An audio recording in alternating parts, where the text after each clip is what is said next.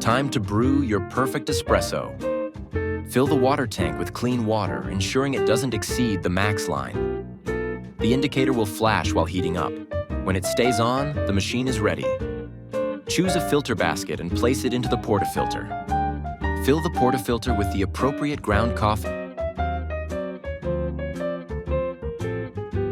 Use the tamper to press firmly.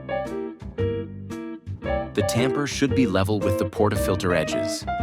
Make sure not to exceed the max line. Align the portafilter with the insert slot. Turn it to the right, mount, until it lines up with the dial and sits parallel to the drip tray. Turn the dial to the double cup position.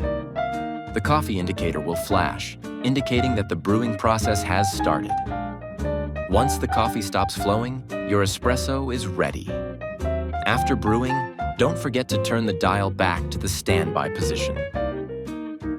Enjoy your espresso and savor every sip.